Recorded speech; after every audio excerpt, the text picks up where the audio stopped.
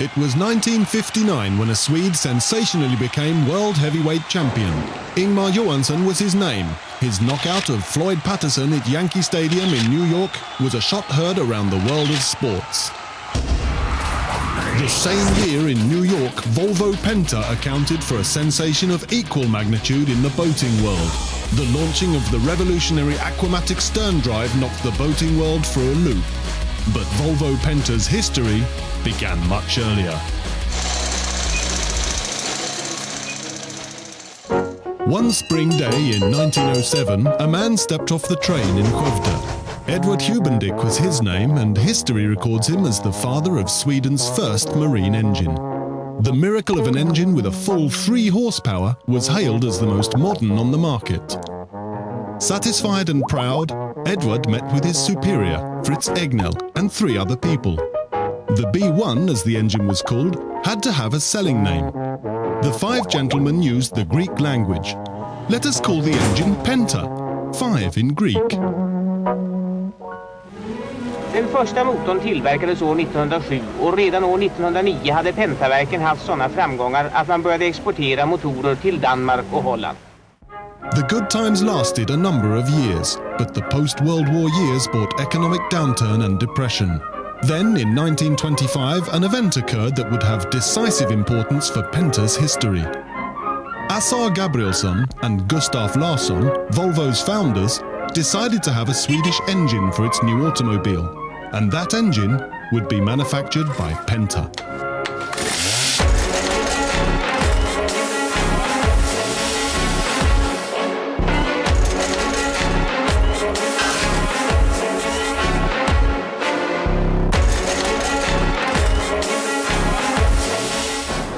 Persistence, foresight and innovation will prove to be Penta's saviour.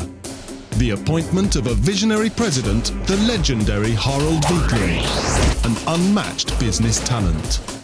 Och då gick jag upp till Gabriel före klockan 5 och sa, när ska jag börja då? Du ska börja imorgon. Ja, vem ska introducera mig hos personalvården? Får du göra själv. Many new products emerged in the 1950s, but the greatest innovation in marine history revolutionized the boat world in 1959. An American by the name of Jim Wynne seeks out Harold Wiklund. "I have an invention that I believe may interest Volvo Penta," he said. Wiklund did not hesitate, and the Aquamatic stern drive marked the start of an epoch in the marine world. This new drive system was officially unveiled at the 1959 boat show in New York, the same year that Sweden got a heavyweight boxing champion. You recognize the fellow holding on to the rope? Heavyweight champion Ingemar Johansson. Let's join Ingemar and Birgit on a trip in the beautiful archipelago outside Gothenburg. In only 10 years, Penta made the transition from deep crisis to the role as the boat world's most innovative company. Once Volvo Penta and Jim Wynne and Hal Wiklund had startled the boating world with the Aquamatic leg in the 1950s, that culture of innovation didn't really stop and continues today. An entirely new market was created in the boat world, a market in which Volvo Penta henceforth would be the undisputed leader. In just under 30 years, Volvo Penta increased sales from 2 million krona to 800 million krona annually.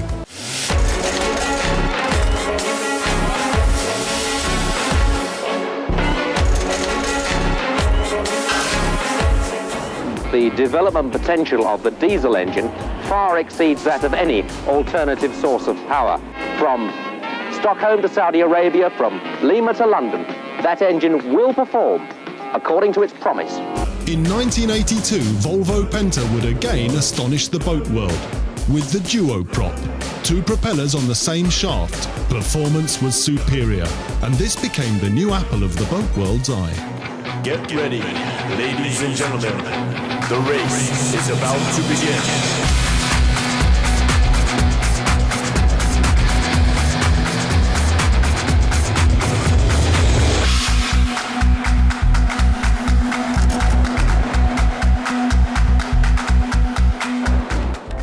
The 1990s marked the next shift in technology.